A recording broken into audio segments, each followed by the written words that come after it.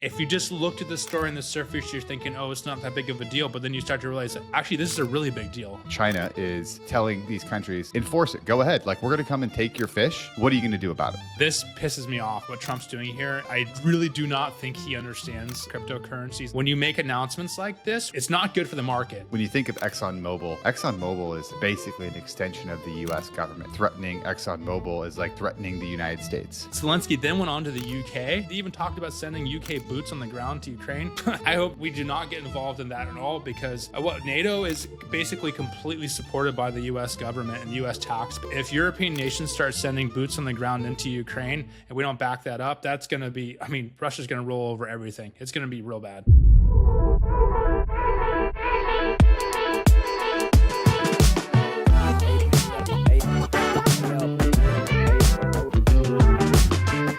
What's up, everyone? Welcome back to another episode of the Adventure Capitalist Podcast. The Adventure Capitalist Podcast is a podcast for the uncommon man. We discuss global trends, hidden investment opportunities, adventures, and ways to live an exciting life. I'm here with my co-host, Cody Shirk. Cody, how you doing, man? I'm a little bit sleepy. Got up a little too early this morning, and the allergies are crushing me right now here in Florida. I don't think of Florida. Springtime allergies or what? Yeah, I don't know. I don't think of Florida as allergies, but the past couple of springs, it just knocked me flat. And like 2 days ago, I just woke up with like a faucet from coming out of my nose. Pretty gross, but that's Florida living. If I'm going to complain about things in Florida, like I'll take that. That's like, we're not freezing our butts off. We're an equal opportunity Florida podcast here, because half the time you're pumping Florida. Yeah. And half the time you're sharing the deep, dark realities of living in Florida, which are, allergies, potential alligator interactions. Totally. Well, I got attacks. some other critiques on this episode of topics that I'm usually very supportive of. I'm going to flip-flop on some topics this episode that we're going to get into right now, right? It's not flip-flopping. It's called adjusting your opinion with new information. Or just having independent thinking and not always following a narrative. Yeah. The way that America used to be. Yeah. We don't know that, right? That's the thing. I think you wonder what I always wonder when we look back on something, how accurate is the past? I think of that, especially with kids, right? Because I've got a young son, and it's very interesting just how little I remember of like the first 6 months. Like there's like a whole blackout period where I'm like, I can't trust my own recollection of what happened. And now, so if you play that out, and I always talk to my parents about this, it's like, do you really accurately remember what was going on when I was a kid? Because that's 38 years ago. Like, you're not going to know. I think that's part of human DNA, isn't it? Like you're is. supposed to like not remember that time because it's so hard that well, then you create stories, right? You create stories that close the gaps. And I feel like, I don't know, we talk about like the people used to have independent thought. Like, is that true? Or was it just there was less sources of information? Yeah, well, what's it like? The victors get to write the history books, so it's true, right? Whatever they want people to believe. Whoever's a winner gets to dictate whatever the history was. Well, we got a really interesting show today. Lots of stuff going on in the world. A lot hard of stuff to keep going up. on. Really hard to keep up. I think we're at a time right now where there's just so much shifting, and let's start with kind of our weekly check-in on geopolitics. Let's go down to one of our favorite topics, Venezuela and Guyana. So Venezuela is harassing Guyana again. The Guyana's president just denounced the Venezuelan incursion in some of their offshore oil fields that are operated by ExxonMobil. So what's happening down in Venezuela and in Guyana, and specifically to give some context, right? We've talked about this in the past on the podcast. Guyana, world's fastest growing economy, one of the largest oil reserves in the entire world. All this is being drilled offshore. So when you go to Guyana, there's really no drilling onshore. It's all offshore in these deep water rigs. And the context between Venezuela and Guyana is Venezuela had claims that part of the offshore waterway is actually theirs, and there's a dispute over the border. So what's going on? Give us kind of the update. What happened this last week, and why is the president calling for Venezuela to stop threatening them? Quick side note for new listeners. You and I, Austin and Cody, we've actually met with the president of Guyana twice. So story is close to our heart. We've been to Guyana multiple times. The backstory is that it's just like you said, there's this dispute offshore, right?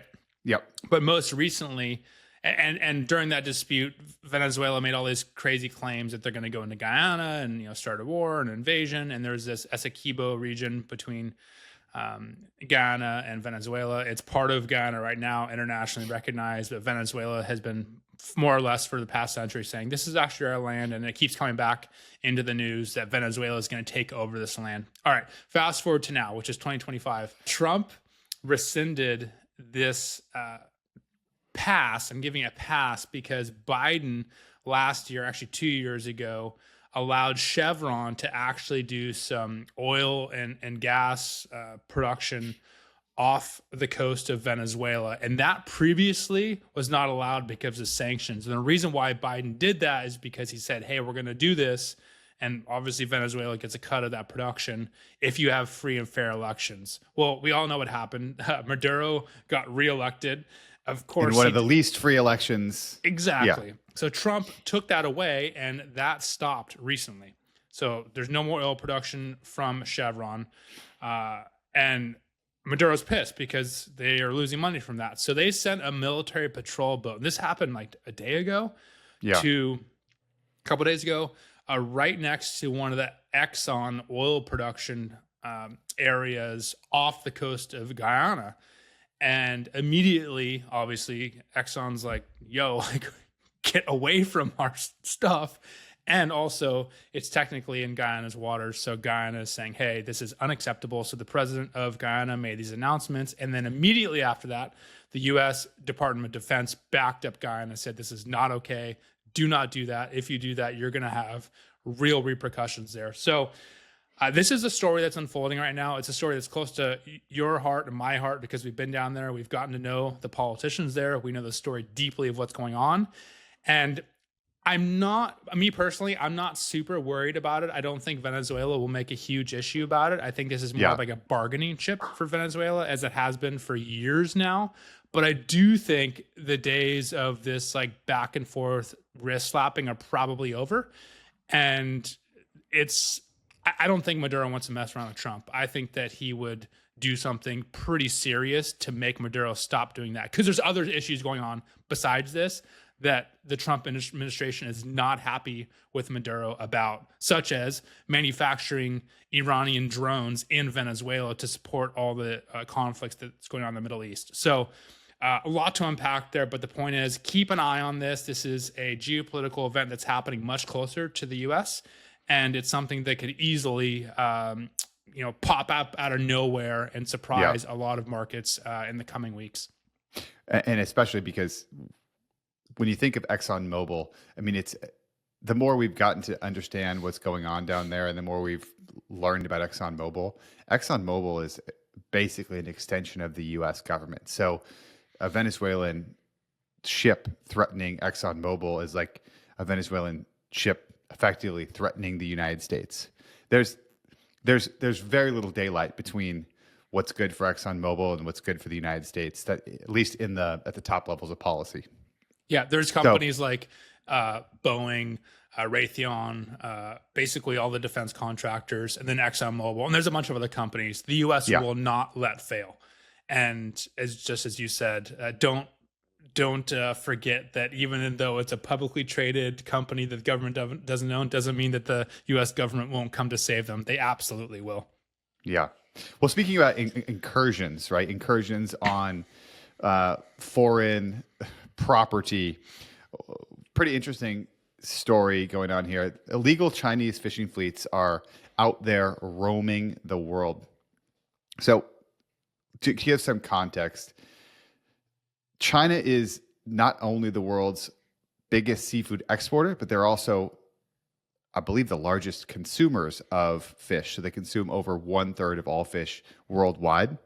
They've depleted a lot of the fishing near their home, so in their Chinese waters, and so that they've been sailing literally across the globe to exploit the waters of other countries where maybe the governments are weak or there's less enforcement.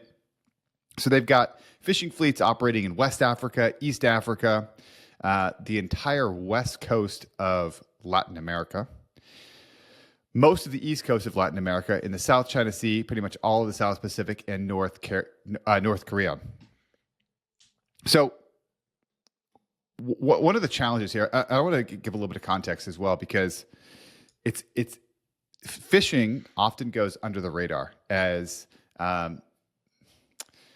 something that I believe fishing has much larger consequences than the average person believes. Now, I bring this up because one of the big reasons that the UK actually Brexited came down to fishing. It's a story that isn't really told when you think about Brexit that much, but one of the biggest issues that the British had was their traditional fishing waters that had been fished for thousands of years were being fished by people who were not British. So the British fishermen were like, the Portuguese are coming up here and taking our fish. There's all these immigrants that are coming up, starting fishing companies, coming up and fishing in our waters. It's a very deep, there's a deep connection between countries and their traditional fishing waters. What's happening right now is China is going out there and effectively telling these countries, enforce it, go ahead. Like, we're going to come and take your fish. What are you going to do about it? So, Cody, I'm interested. Why is this fascinating to you, and what do you think is going on here? But first, why is it interesting to you? It's interesting to me because I've been following this story for years. Most people listening to this have probably heard this story, which is these Chinese fleets around the world overfishing waters. And like you said, on the surface level, it doesn't seem like that evil. It just seems like, oh, it's probably not something you should do, but it's not that big of a deal. And it's one of those Chinese things. We've talked about this on this episode so many times. It's a non-war thing. It's just like poking the hornet's nest slowly. And in the beginning, it's not that big of a deal. And then it kind of gets more annoying. And now it's starting to be an issue. And the issue happened in Argentina, where the Argentina military is now getting involved. And this is one of those things, just like the Guyana topic we just discussed, that could easily spark a real deal confrontation. So I just want to give a little bit more a deep dive information on these Chinese fishing fleets, because I didn't really know much about it. And I spent almost an entire day this weekend looking at it, what's going on. So there are hundreds of thousands of these Chinese offshore fishing ships. And when I say ships, it's not like a small fishing boat. These are ships. They go around the world. And I was thinking, like, how are they fishing and then getting the fish back to China? How does this work? Because if you're sending a boat The from fish will China, spoil or whatever. yeah, exactly. Like, how does this work? There's no way you can do that. And Austin, you're an avid fisherman, grew up there in the Pacific Northwest. Like you the time to market, there's a huge opportunity for that to be spoiled. You need to move things quickly. So the Chinese government, I found all this out, subsidizes the diesel fuel for these fishermen. They subsidize the shipbuilding. They subsidize the support logistics. So they have ships that go with these fishing fleets, with hospitals, with mechanics on board, basically logistics ships to support these fishing crews. And then they have logistics ships to export the fish back to China, whether it be by air freight or frozen freight. And then they also have like these kind of gray area quasi politicians that are greasing the wheels all over the place to allow these fishing fleets to actually do business. And then they operate in these areas called EEZs. And what does this stand for? I wrote it down here somewhere. What is it? Exclusive economic zones. Yeah, exactly. And there's a picture we'll bring up here of the You're saying that they operate on the edge of them. on So the very edge. So they're so they go to the gray area. the best images off the Galapagos Islands. Like the Galapagos Islands is one of these huge natural wonders of the world, which is just incredible wildlife there. And these ships are completely surrounding these Galapagos Islands, like right up to the edge of that EEZ. But then they turn off their trackers and they actually go inside of there and go fish all these waters. And the reality is they're overfishing everything, and it's going on everywhere. And so countries like Argentina, like Peru, like Ecuador, like Chile, all up down the western and eastern coast of Africa, their fish are disappearing, and the food sources for the locals there are getting significantly impacted. And again, if you just looked at the story on the surface, you're thinking, oh, it's not that big of a deal. But then you start to realize that actually this is a really big deal. There's a country coming from around the world, taking the food away from another country, and they're being subsidized and supported by China. It means that those home countries like Argentina, the local fishermen just can't compete. They don't get subsidized fuel. They don't get subsidized boats. They don't get subsidized any of this stuff. So fast forward, this happened just this past week where the Argentinian military deployed actual jets and planes to figure out what's going on. And back in 2016, the Argentinian military actually shot at one of these Chinese boats and sank it. So back then it was kind of brushed under the rug, no big deal. But now that geopolitical events around the world are heating up, I could absolutely see something like this, almost like a black swan event, where you wouldn't think that fishermen are going to start a territorial war or a broader war. This is one of those things where you should keep an eye on this, because this is happening right now, and China is doing this around the world. We've talked about this extensively, just poking the hornet's nest all over the place. So keep an eye on that. Did you see the interview with Palmer Luckey talking about shipbuilding capabilities? I have not, but I have turned into a pretty big Palmer Luckey fan as of lately. Yeah. I feel like he's becoming more outspoken. And I didn't see it. So what did he say? They were asked about an interview about like what's going on in China between, U.S. and China relations, Taiwan, South China Sea. What would happen if a conflict went down? And what he talked about is he said that one of the things that we can't really comprehend is the Chinese shipbuilding capability. And he asked the interviewer, he was like, how many more ships do you think China can build than the U.S.? Like, what's their capability? And the guy's like, I don't know, maybe like 50 times more. He's like, no, it's 300 times more. So he was effective. And this is the reason I bring this up is because it's back to these fishing boats and the government subsidizing shipbuilding, all the stuff. It all plays into, in his opinion, a larger strategy of being able to dominate international waters if they have shipbuilding capabilities that are significantly superior to everyone else, right? And yeah, these fishing boats, they're not like trawlers or center consoles. They're monsters. They're like 200-foot ships. Like they look like freighter ships, and they'll hook up like a huge net between the two of them and just plow through the ocean for hundreds of miles and just pick up all kinds of fish that they're not even trying to fish for, and they're just killing everything. So yeah, the locals or even another country can't compete with that, especially private industries. Yeah, and the other shout out I'll say is that they've been doing the same thing with aquarium fish, which is really scary. So if you go to China, you spend any time in China, either Hong Kong, it's a big market there, it's called Goldfish Alley, and then there's also, you've probably been there, right? Yep. Yeah. And then in mainland China, right, there's massive aquarium fish markets. Yeah, I can't do it. So, it's pretty brutal. The animal markets in China, like, they're gnarly. Yeah. But a lot of it comes down to everybody wants to have beautiful aquarium fish. It's a sign of like prosperity and wealth and good fortune and good luck. And so what China will do is they'll go in and they'll just effectively raid these coral reefs and take all these fish and bring them back. And the call it spoilage rate, the death rate between them picking up these fish and bringing them back, it's really, really high.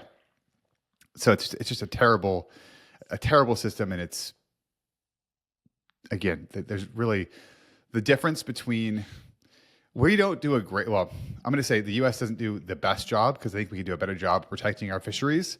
But we're orders of magnitude better than what's going on in China. And but one quick side note, one last thing that I thought was very interesting is that North Koreans are being used as forced labor with these fleets, and some of them haven't even touched land in like 7 years. Absolutely insane. Um, just the whole level of disgusting like attitudes on fisheries gives you kind of a picture of what's going on here. Yeah, I'm glad you brought that side note up because I wrote that in our notes. I forgot to mention that, what you just said, which is North Koreans, by the way, this is forced labor, full-on slave labor, have not left the boat for 7 years. They haven't even touched land for 7 years. And then a side note to that side note, we talked about how North Korea is opening a couple episodes ago. The registration. You can sign up.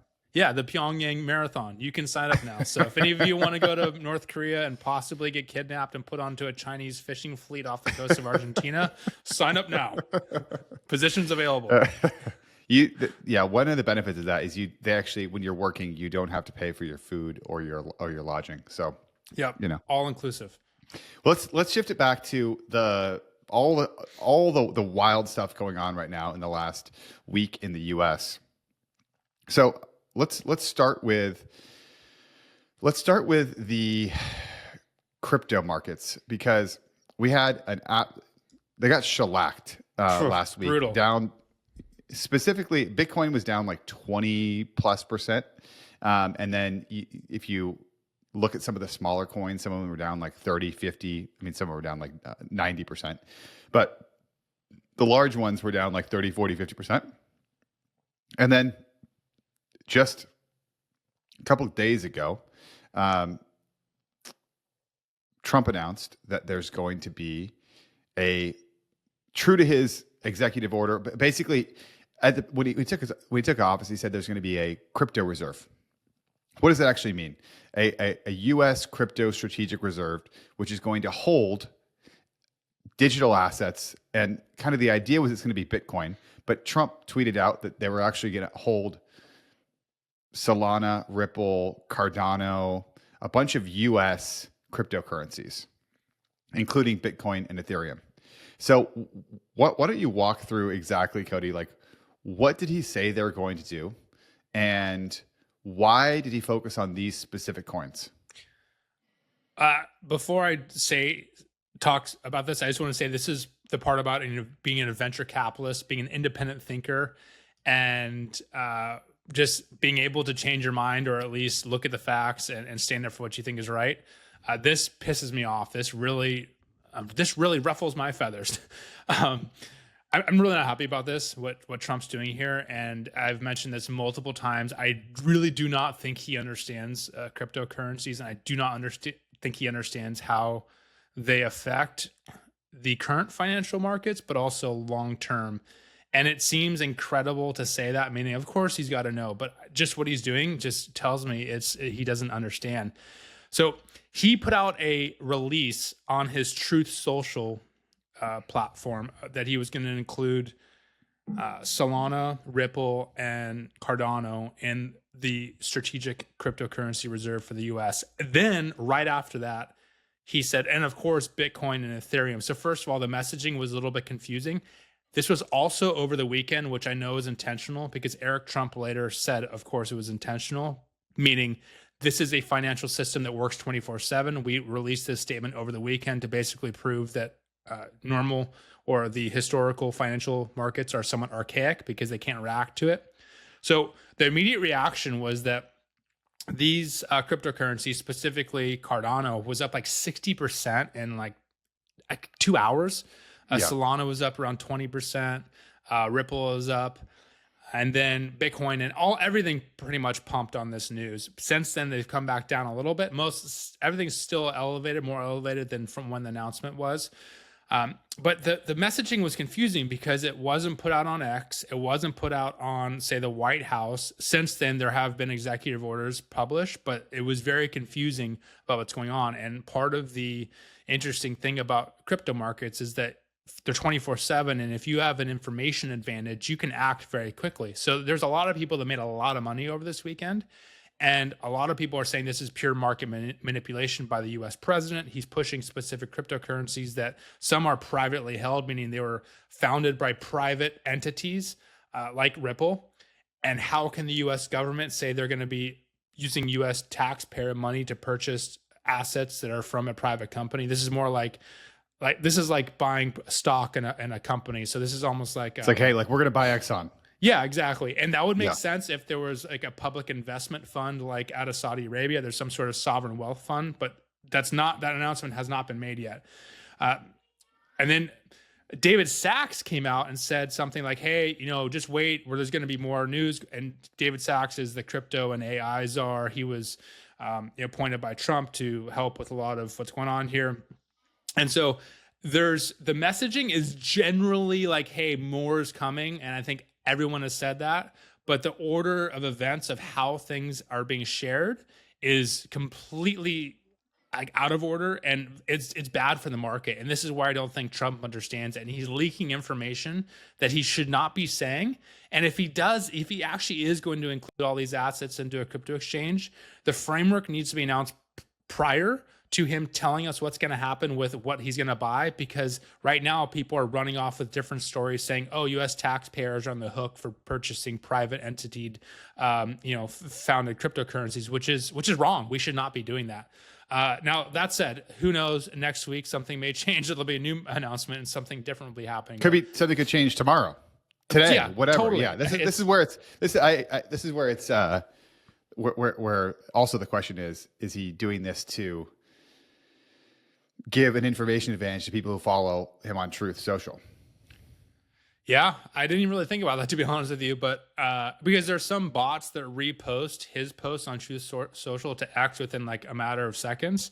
But You're right, that could be it too. Who knows? But the point is, like, it's just like, don't play those games. Worry about your foreign policy stuff, which we'll talk about in just a second. Worry about whatever else is going on in the White House. Of course, you have your crypto czar, you have the Treasury Secretary, you have your Commerce Secretary, you have these people to handle all that stuff. When you make announcements like this, which are very detailed about which assets are being purchased without giving framework, perspective, it just it's not good for the market, because you start to have these distortions where something pumps 60% in 2 hours on a Sunday. Like that's just it's not healthy for the market. No, and also I think my read on it is purely that he was frustrated with the market dumping. Yeah. And was like, well, let me just release some stuff and it'll turn around. And as simple as I kind of go to like, what is the most simple explanation for dumb behavior? To me, that's the most simple explanation. He's like, well, the market's off 20, 30% here. And maybe he already had in mind that he was going to do this. And he was like, well, screw it. I'm just going to say it right now. And the market's going to go back up, because nobody likes the person who hates the markets down the most, Donald Trump. Yeah. And since then, so I think it's also important to note that most crypto advocates have been very bullish and excited about Trump coming to office, because all the critiques I just gave him, he's pretty much doing what he said he would do, which is creating this strategic reserve. I just don't like the way he's rolling it out. But a lot of the bigger, say, Trump supporters or America First supporters who are in crypto, like the Winklevoss twins, the great examples, founders of Gemini Exchange, they both put out both of them, statements basically saying, like, we should not be doing this, which is buying these other cryptocurrencies. We should only be sticking to Bitcoin. And they also made some kind of like polite statements, but more or less questioning what the president's doing right now while still backing what his bigger goal is. So you can tell there's some fracturing within the crypto community about how much you're supporting Trump right now with what he's doing with crypto. Well, the question is he just going to have 0% tax on American crypto companies? And note, every single one of the coins that he announced are US based coins. So there's a lot of theories, but one of them is that he's just signaling that if you have a US based crypto company, you're going to have so there's a bigger picture. March 7th, they're going to have a large the first crypto summit, and they're going to talk about what's going on in the future of crypto in the US. And the question is it going to be just, if you have a US crypto company, there's going to be zero taxes on, US crypto. Right. But that's the thing, that should be rolled out first before telling for us. Sure. It's like basically, it's basically like saying, like, hey, instead of me telling you how the stock market's going to work, I'm going to tell you a bunch of companies that I think are exciting, and then I'll tell you how you can, Yeah. how the stock market rules are going to happen. So it's just a backwards way of rolling out this whole crypto program. And like you said, I think he wanted to pump the markets a little bit, which is not Yeah. his job. I know he wants to be this guy who is pumping the economy and all that, but it's going to backfire if he keeps doing that. And the other thing to remember too is that crypto is 24/7, but it's global. Yes, the US is a leader in a lot of cryptos in terms of trading volume, but China, Japan, India, Europe, even Africa, very active in the crypto world. So you have these markets with tremendous amounts of liquidity that are trading really high volumes when the US is, say, sleeping. And you can't forget that, because it's not like the US stock market where it's more predictable with the trading hours. And when he makes a statement like that, there's going to be some crazy volatility for like reverberations within the market for a while. And that's what's happening right now as we're recording this. So my takeaway from this is that US companies, US crypto companies are where he wants you to put your money, and in a very simple form. But the reality is, a lot of these are not, like Cardano, highly scrutinized as a currency. Same with Ripple. I have so many critiques for Ripple. I don't like it at all. Yeah. So takeaway, absolute L for Trump on the crypto stuff. Total loss or total fail for this rollout so far. That said, he's doing what he promised. You know what? It's better than what Biden did and what Gensler did, the SEC. So, I would rather have it this way, but I would say there's a general critique of rollouts of certain things. Epstein files the same way, right? Yeah. Epstein files were, quote, released in the most pointless, worthless way. It was it was a fart in church. It was a big, something happened, and then everyone was like, "Well, what?" That was a nothing. Yeah, exactly. So, what's crazy is so much of it's going on at the same time, right? That's happening like hours after this massive blow up between Trump and Zelenskyy and JD Vance that happened at the White House. Now, a lot of people have probably seen this clip or have seen some story around this, because it's basically taken over the mainstream media. And this is actually like a perfect scenario for the mainstream media to pick up. Context. I want to give a little context of what's going on between Trump and Zelenskyy. So let's start back at the campaign level. So throughout the campaign, Trump has talked about how he wants to end the war in Ukraine. It's a massive promise that he made to the American people. And I believe one of the primary reasons that he won the election was his commitment to ending the war in Ukraine. So he's on the hook for this, which I believe that's the right strategy, but still it's dangerous to be on the hook for something so clear that you're not completely in charge of the outcome. So now let's move it forward again to what has happened and what has been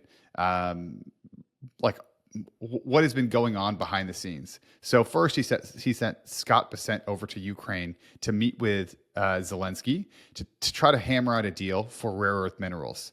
This was, I believe, a couple of weeks ago.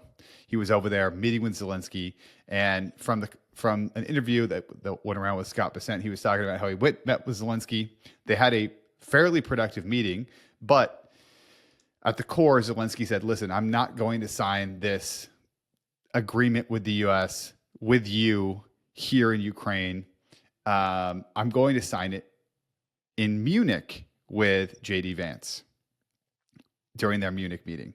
And one of the things that Bessent has been trying to convey to Zelenskyy, he gave a very interesting interview, was like, "Listen, it's in your best interest, it's in our best interest to signal that there's, again, zero daylight between the Ukrainian view and the American view on what's going on in Ukraine." So then fast forward, Vance goes out, meets with Zelenskyy in Munich. And again, the context was set. There was going to be a signature of a rare earth deal. Again, that does not get signed in Munich. And there's a push forward from Zelenskyy saying, "Listen, I'm not going to sign it here. I'll come to the White House and I'll sign this deal with you guys in the White House. Fast forward now to this last week. Zelenskyy meets with Trump and Vance at the White House, and they put on a press conference. And typical press conferences look like, we're going to sit in front of the media, take some questions. It's going to be very simple, very easy questions, kind of like, almost like a fluff piece.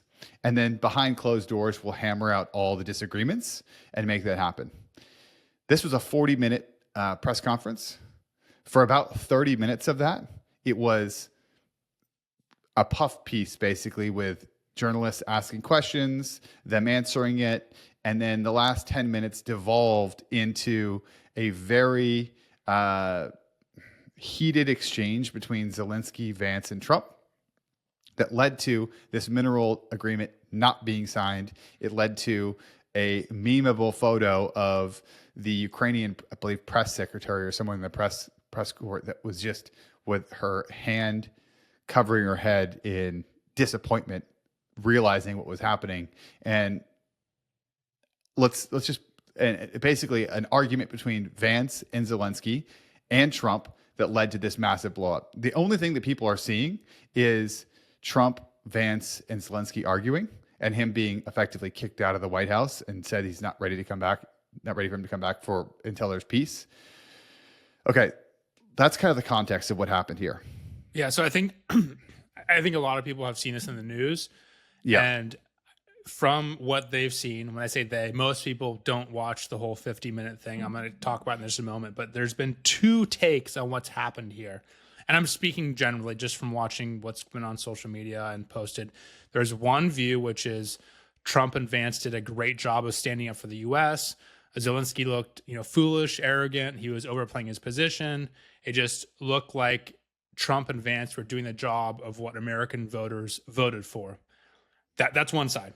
And then the other side, which is Zelenskyy was belittled. He was embarrassed by Trump and Vance, and that the U.S. is now alienated from Europe. The U.S. is alienated from basically all of the West who supports Ukraine. And the U.S. is now in this position that we're weakened. And the interesting thing I thought was that there was no real middle ground here, meaning it was like a black or white thing. People who watched this either had one or the other perspectives, fully backing Trump or fully backing Zelenskyy. There was no real middle ground. And I think that's really important because this is several years from now. I think people will look back on this and be like, wow, that was a very important part of history. Now, the part that I think is really, I suggest everybody go do this, is watch the whole 50-minute interview of what actually happens. Because or even watch 15 minutes. Right. But the media is mostly playing the conflict. And I will admit, if you just watch the conflict, Trump and Vance do look a little foolish because it's like this arguing. It's very childish. It's like this diplomacy, which is it's an argument. It's embarrassing. And the people are talking over each other. But if you watch the whole 50 minutes, you get a completely different perspective of what's going on there. I watched the whole thing, and I gotta say, I'm really glad Trump and Vance said what they said and stood up for what I think is the right thing to do. I think people voted to end the war in Ukraine, the U.S., but I also think people voted to get the U.S. out of being involved in that war. And I don't know which one. I think, of course, nobody wants anybody to die. They want to stop the conflict. They want to stop the bloodshed. Of course, that's obvious. But I think the U.S. voter wants that just as much as they want the U.S. just to pull ourselves out of that conflict, saying it's not our conflict. Russia's not going to keep rolling on into Europe. This is not our fight to fight. Stop sending our taxpayer money over there. So when people saw Trump and Vance standing up to Zelenskyy in this moment, it was a very it felt good to have somebody on your side standing up for your tax money. Of course, the other side is saying, Putin's this dictator. He's going to take over the world, and if we don't stop him, well, the other side is saying that Trump and Vance are realigning with Putin. Right. That's the other side. It's like he is turning the back on Western Europe and now is becoming a friend of Putin. But I don't. that's such a like Yeah. one-dimensional way to look at this. You cannot support Ukraine, or at least not agree with what's going on, and still not like to support Russia. You can have that position, and that's, I think, what a lot is getting lost in this whole thing. It's either you back Ukraine or you're a Putin ally. It's like, no, it's not binary like that. And I think that's what's getting lost in this whole thing, because most people are watching that last 5 minutes of them arguing. They're not watching the whole thing and seeing that there's more depth to this conversation going on here. Well, and there's also not the context that there's been a consistent pattern of Zelensky saying, "Hey, we're going to move forward and sign this deal," and then going out and relitigating it in front of the media and saying, "All right, well, we agree behind closed doors to this thing," and then he comes out and says something entirely different to the media. I believe the reason that it pissed off Vance, and if you listen to the initial question, what was the question that triggered this whole thing? It was a question that was pointed towards Trump that was kind of like led to, let's just say it was as a leading question about whether or not they should do any sort of a deal with Russia or like engage in diplomacy with Russia. And Vance answered it in a way that said, listen, like the whole strength of the US is not going in and destroying things. It's about engaging in diplomacy. And that kicked off Zelensky retaliating and saying effectively, like, listen, we've made a deal with Russia in the past, and they went back on their ceasefire, right? They disregarded the ceasefire. And then not only that, but where were you guys in from 2014 all the way to today? Now you want to make peace, but back then these were all things that this war didn't start now. It started years ago, and you left us out to dry. That was effectively his argument. And my takeaway from this was that Vance and Trump are pissed because they've had multiple opportunities to get this deal done, and they just saw it as Zelensky doing the same thing he's done over and over again, which was behind closed doors say he was going to do something, and then in front of the media change his mind and try to spin the story, which he tried to do here. I think at the core, right, even though from my perspective, it seems like the vast majority, the majority of Americans think Trump and Vance belittled and embarrassed Zelensky, and it wasn't a good thing. I don't think it matters, though, because I think Zelensky completely cooked himself, and I think he's done. I completely agree. Yeah. And a good example of that is what you said earlier. He could have signed in Ukraine when Bessent was there. He could have signed in Munich, and he kept kicking this ball down the road. And maybe Trump was thinking, oh, he wants to meet with me in the White House to make this like formal signing agreement. But then after all this, it kind of shows that no, he just wanted to get on stage to make a point to basically try and negotiate something that's just not negotiable. And Trump said this multiple times, and that's why people should go watch the whole 50-minute. Trump talks about, hey, you're in a weak position here. Like, you're not.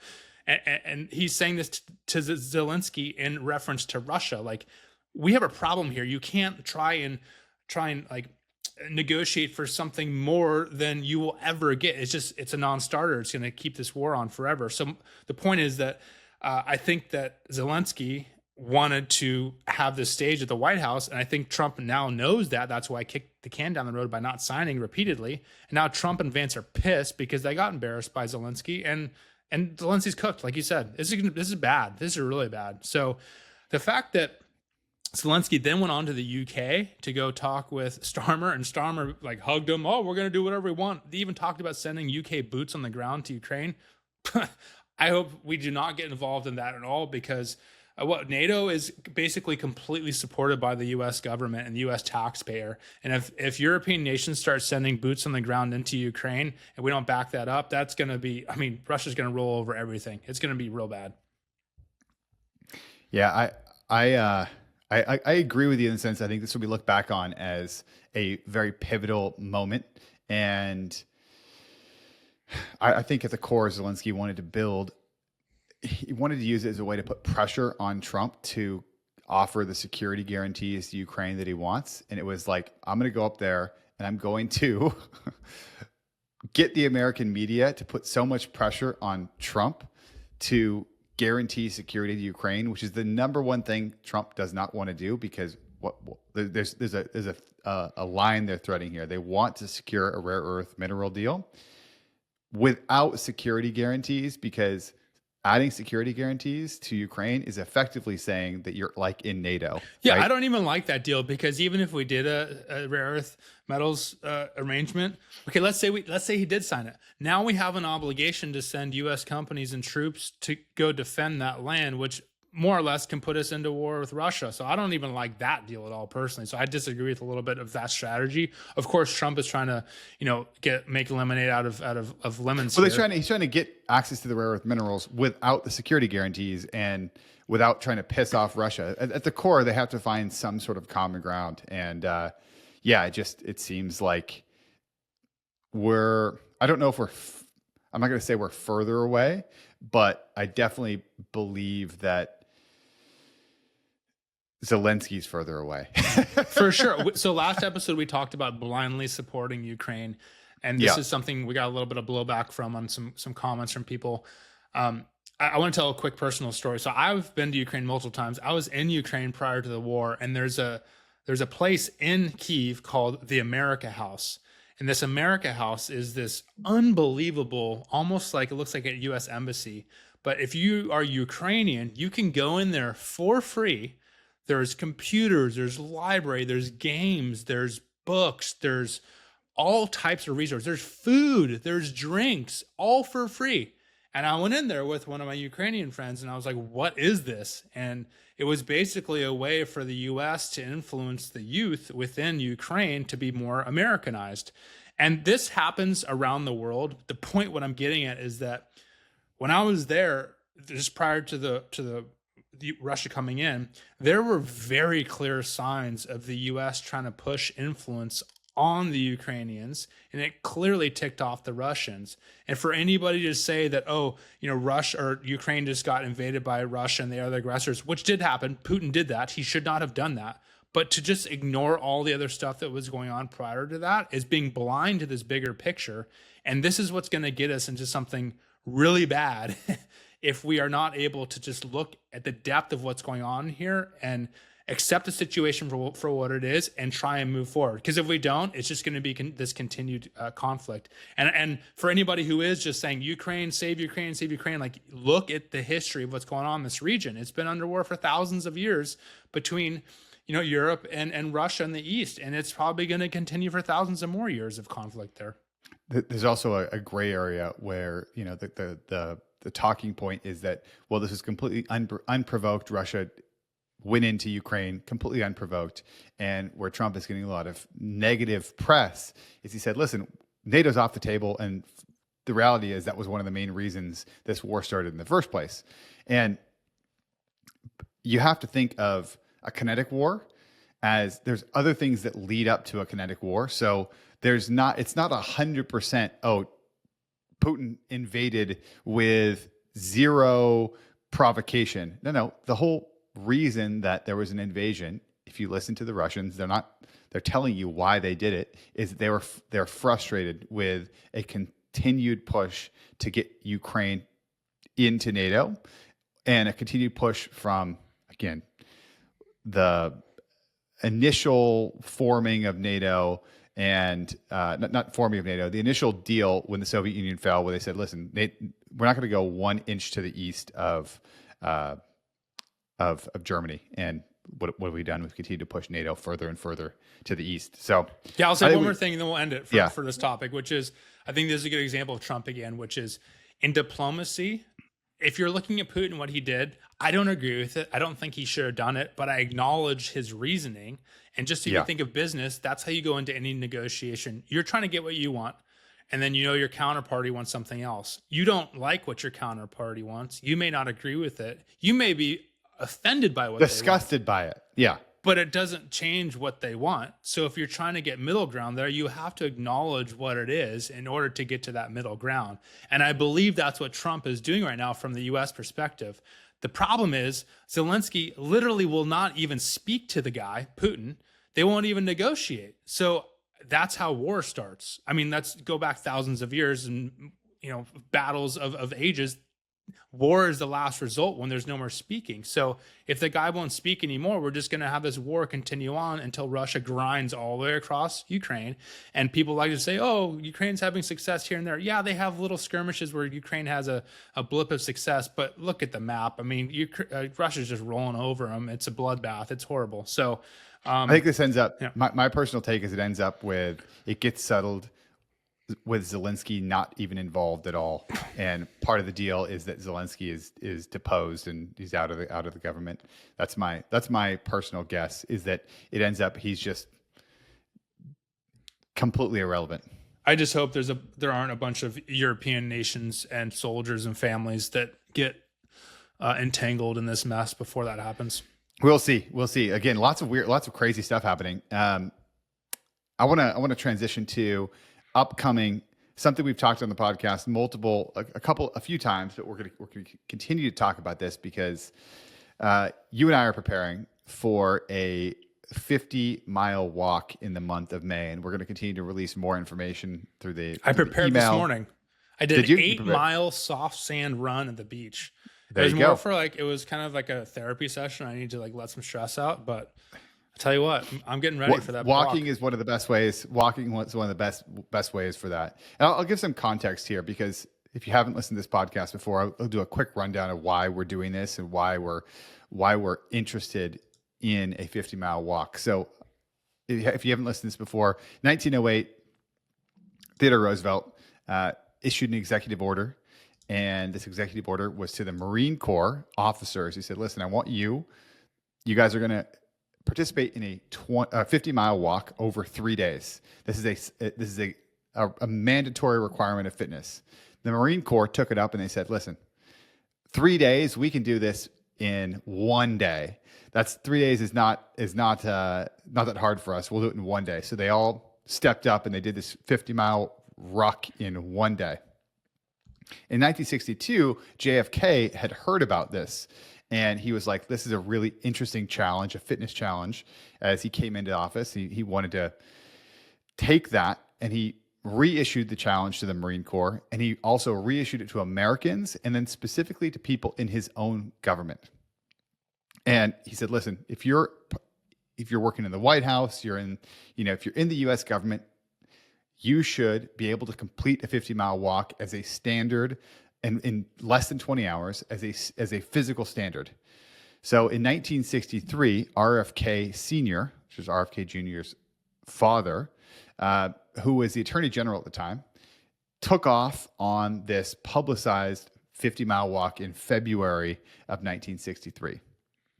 And he actually started walking in just Oxford dress shoes in the wintertime, and through slush and through snow, he walked 50 miles in under 20 hours. That's badass. Badass. Very badass. I mean, 50 miles is incredibly challenging to do. It's by anyone, especially in dress shoes in the winter on the East Coast. Gnarly. Really gnarly. So that was publicized and inspired tens of thousands of Americans to start doing this 50-mile walk all around America. And it was actually the inspiration for the first ever ultra marathon, which continues on to this day. There's a JFK 50 that goes on every single day on the anniversary of his death in November. All that said is that this was inspiring to us, and we want to issue a challenge to listeners of this show, to followers, to also complete a 50-mile walk as in less than 20 hours as a standard of fitness. And we're planning on doing this in May, and we're trying to organize more and more people who resonate with this message to join us in the month of May. And we're doing it regionally, so you don't have to go to Exactly. where we are. So this is very doable for anybody who wants to join. So wherever you're at, you can the only requirement, it's very simple, is that you start walking, and within 20 hours, you complete 50-mile walk. So have you found, you were kind of looking in Florida, what have you got? Have you found a place to do it? Anybody listening, do this. Look at your home or somewhere nearby and think of like a cool route or a cool starting point or ending point. It's actually kind of hard to find a perfect 50-mile distance, because a lot It of times is. you end up like in the middle of nowhere. You're like, wait, I gotta find a place where I start and end somewhere cool and there's somewhere to walk. Otherwise there's like freeways and like, oh, I stopped in the middle of a desert. So anyways, I found a place where we start at the United States Navy SEAL Museum, Hmm. and we end at this really cool park on Jupiter Island. So the entire walk is safe. We're not walking on freeways. There's like very low traffic roads. It's mostly along the beach and coastline. And it's kind of too meaningful, beginning, starting point. The end point is like this park. It's not really like historically meaningful, but it's a good place to kind of like end. It's on the beach. It's got a big parking lot. There'll be lots of opportunity to hydrate yourself and eat when you get there. So I'm gonna drive it in the next couple of weeks to kind of scope it out and figure out the logistics of it all. But I think I'm in. Like I'm doing it. So anybody who wants to join, That's the area you think is going to be the best. Yeah, yeah, I will. And also, it's 50.3 miles or something like it's perfect. that, and it's perfect. This was the only route I could find where I wasn't starting or stopping somewhere obscure. I also was driving this weekend looking at places. We went out to the Oregon coast, which is where I want to do it. And yeah, it's like a great spot. You can walk all the way up and down the Oregon coast from Astoria down as about a 50-mile stretch where you go, in and out of forest and beach the entire way. So I'm excited, man. So I'm excited. The logistics on this really quickly. Are we going to leave at midnight and finish by the evening? Or is it leave early morning, finish like at midnight? Like which way are you thinking of going? I'm thinking leaving early morning, Yeah, that's what I'm thinking. like 3 a.m. or something like that. Yeah. So And leave get super rolling. early and then just Yeah, mash. because then through. you can get a little bit of sleep, right? Mm-hmm. Wake up early and then just go hard throughout the day. Are you going to run it or walk it? Walk it. No running. Okay. Yeah, I mean, I don't have. I'm not going to train to run it Okay. over a period of 2 months. I think walking is going to be plenty challenging, and I'm looking for a place that has very little elevation gain. I mean, that's one nice thing about Florida is you're not getting much elevation. No, not so much. Just like speed bumps. Yeah. Well, if you guys are listening and you're interested in joining us, go to the Adventure Capitalist website and shoot us an email through the contact form. Just say, hey, I'm interested, because we're putting together groups. We've got people that are ready to go in Austin, Texas, in Oregon. We want to have some regional leaders here that can organize. And really, the context of this is that it's just going to be in the month of May, right? So in the month of May, doing a 50-mile walk as kind of a personal challenge. Look, why are we doing this? It's not because it's easy. It's because it's going to be hard, and specifically the second half of it, right? You can probably get to I don't know how many I probably walked, I think around 27 miles in a day is the maximum I've ever walked in a day. It was on a hike. Woke up super early, went on this gnarly hike, ran some of it. But it's a physical challenge, but even more than that, it's a mental challenge. The second half of it, getting from like mile 25 to mile 50 is going to be almost entirely a mental Absolutely. battle. And for the Florida, I know most people are not near Florida, but if you're thinking about making a trip, I actually already have several people who are flying in for this. And there's another event that's going on, like an investing event, and I'm probably going to host a dinner as well. So we might do like a 3-day thing where it's dinner, walk, event. I don't know the order yet. We're going to make it the order so it's most pleasurable. But we're definitely going to do it. You definitely have to do the walk first. Walk first, yeah, because that's you bond with your buddies and your friends. And then You always do the hard things first. Okay. And then the next day, I don't know, we have a blowout dinner, we just let loose and have fun. And then the next day we, I don't know, sit down and have the investing conference. That sounds something great. like that. Yeah. All right. Sounds great. Awesome. Well, if you guys are interested, go to the Venture Capitalist website, venturecapitalist.com. It's a contact form. Shoot us an email, and we're at this point putting together the details we're gathering interest. And if you're interested, we'll get you on the email list and maybe in like a Telegram group with other people who want to do it. So, all right. Thank you guys for listening, and we'll see you guys next week. See ya.